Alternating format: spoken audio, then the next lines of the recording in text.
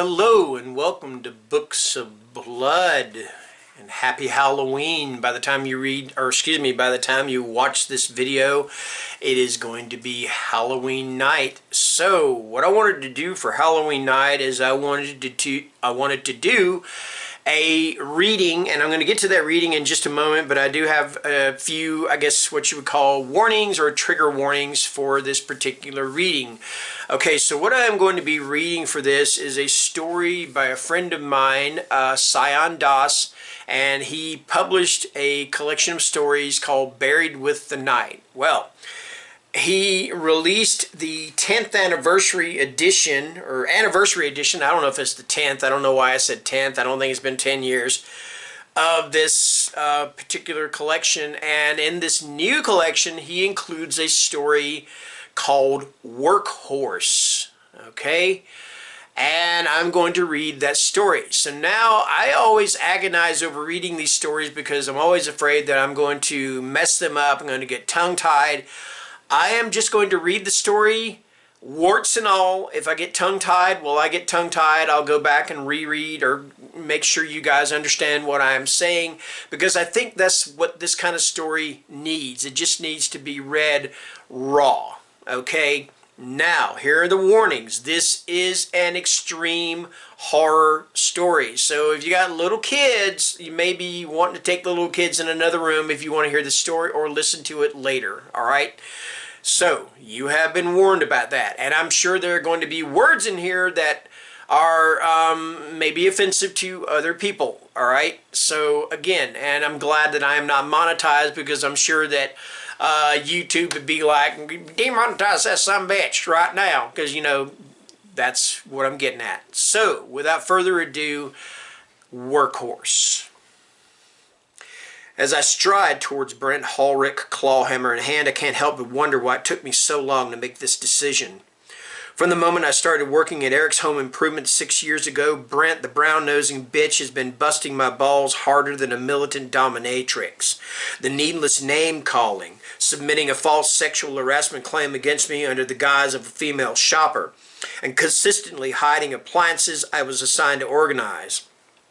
For 6 years, I've put up with this prick's antics. 6 years of keeping my head down while slaving away in this shithole. My hand tightens around the hammer's leather handle, and the taste of adrenaline crawls into my mouth. 6 years too many. My name's Oswald Renberg, and this is my last day at work. Brent, completely preoccupied with helping a tall brunette find a shower door, remains oblivious to my footsteps. Although his back is turned to me, I can easily imagine his caring, customer-friendly eyes slither over the woman's frame as he chats her up. He's always managed to hit it off well with the ladies. After all, he had zero problem screwing my wife.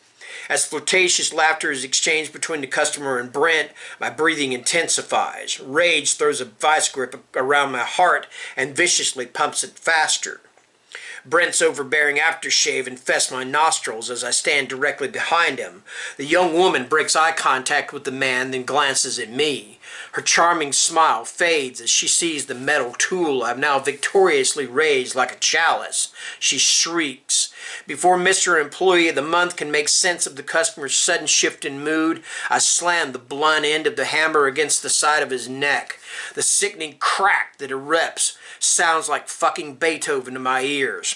Flesh buckles under the pressure of the blow, and a lavish stream of red sprays out from Brent's mouth.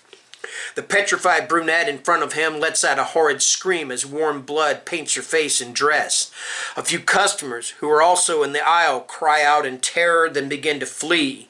Brent stumbles into a stack of light bulbs, his hand moving towards the concave wound. He slides to the ground, eyes wide and watery. A malicious expression washes over my meek demeanor as I twirl the hammer. I knew it would feel good to finally take action, but not this good. Brent's pained gaze swells with fear as I place my boot on his chest. He raises a shaking hand, pleading for me to stop. The pathetic asshole tries to mumble something about mercy, but it's hard for me to hear him through a mouthful of blood. With a ferocity that had been laid dormant for years, I drive the claw end of the tool into Brent's mouth. As metal sinks deep into his gums, a pool of crimson splashes out, coating my hands. Mr. Employee of the Month's eyes stray wayward, arms flailing at his sides. I yank the tool down hard, breaking his jaw. In a pathological frenzy, I pull the hammer out of Brent's face and slam it back down. Once, twice, 3 times. I pretty much lose count after the 3rd strike, as my mind floats away to some sadistic paradise. After a minute of hateful indulgence, I drop the tool and come back to my senses. But before I have a chance to admire the atrocity beneath me, I hear a booming voice say, "Hey, Oswald, what the fuck?"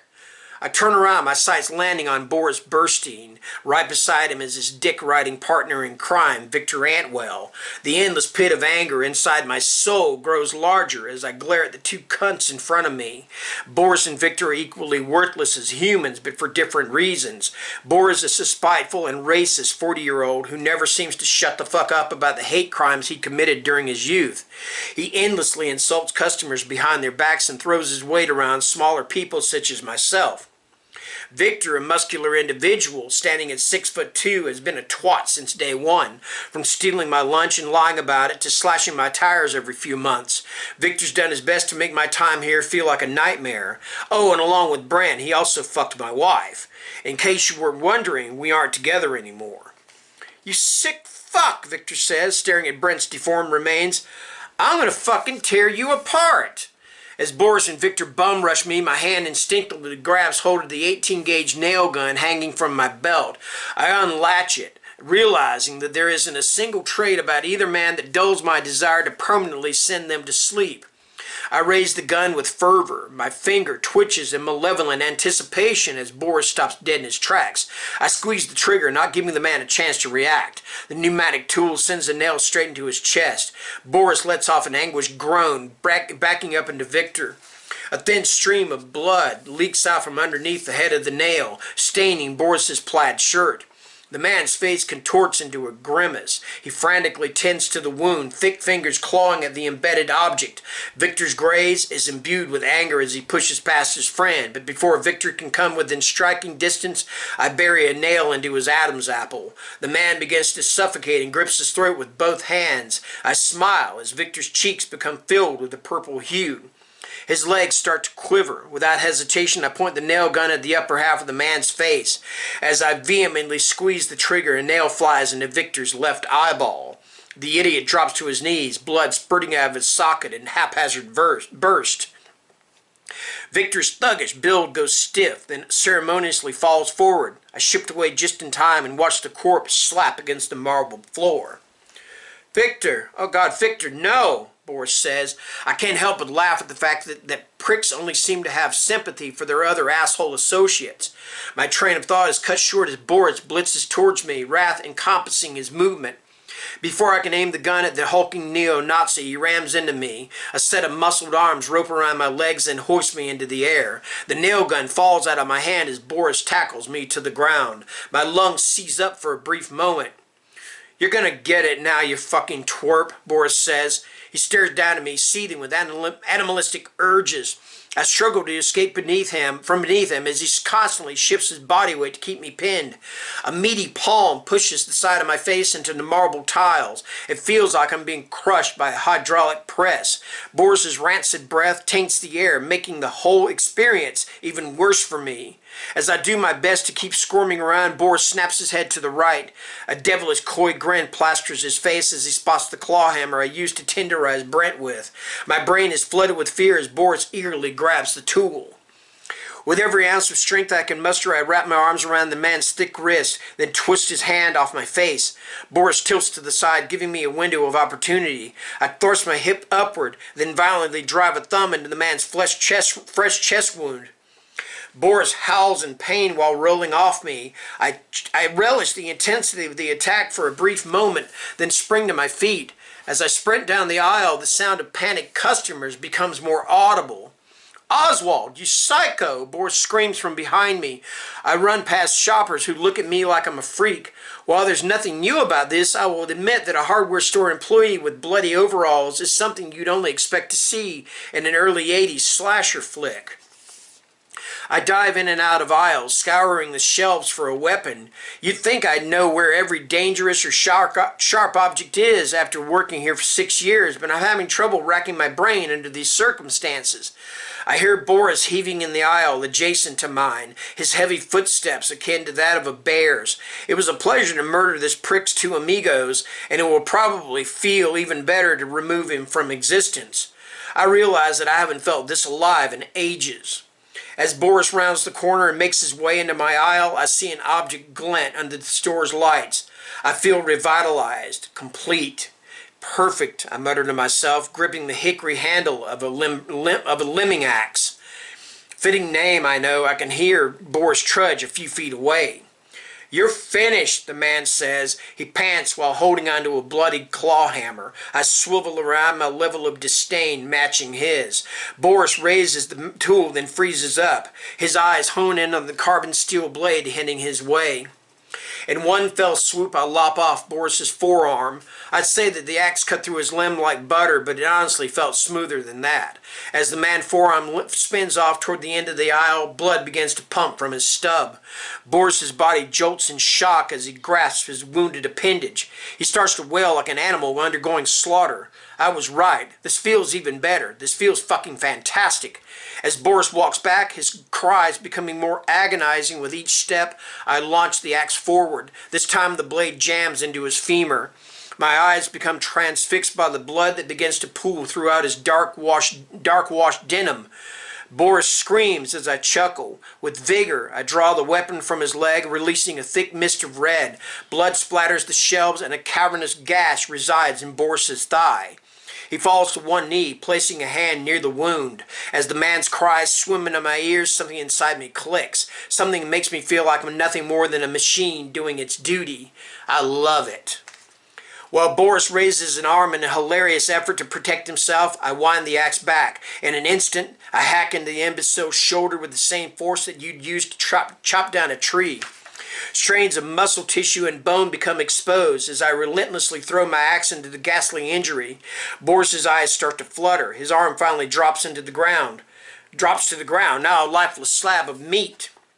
Without allowing a second to go to waste, I smack the wooden handle into the man's skull. He immediately tumbles back. As blood begins to color the floor underneath Boris, I stare down at him like a werewolf. The only thing is that I don't need a fucking moon. As Boris clings onto the final vestiges of his humanity, I do my best to keep carving out the bastard while he can still feel it. I plunge the weapon straight into the man's torso over and over again.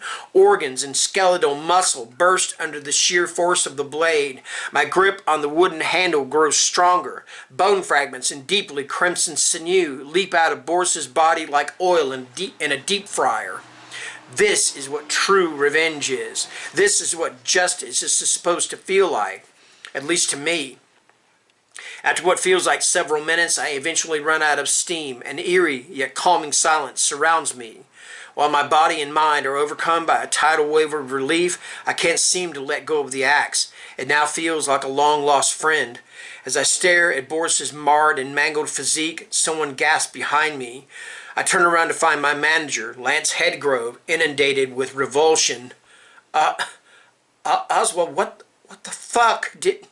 Mr. Headgrove says, as beads of blood cascade off my hair, chin, and shirt. I can't help but smile. As I smile, however, I remember all the times this guy unethically docked my pay. I begin to walk towards my manager, thinking of all the vacation days he gave to everyone but me. Suddenly, this axe seems to feel even lighter than before. Practically weightless, I'd say. "Wait, Oswald, what are you doing, Oswald?" My manager whimpers. I step closer to him, reminding myself of how much more money my racist and lazy co-workers got paid. "What am I doing?" I say, resting the axe on my shoulder. "You know, Mr. Headgrove, what you should have asked was how I'm feeling. And in case you're wondering, I'm feeling great." As I move closer to Mr. Headgrove, he hacks He backs up into a rack of plywood. I grip my axe with both hands, a sense of euphoria coursing through me. My manager's lips begin to tremble. Now, as for what I'm doing, I say, well, I think it's pretty evident, Lance. I'm fucking quitting. I raise my axe high into the air, feeling truly free for the first time. Thank you.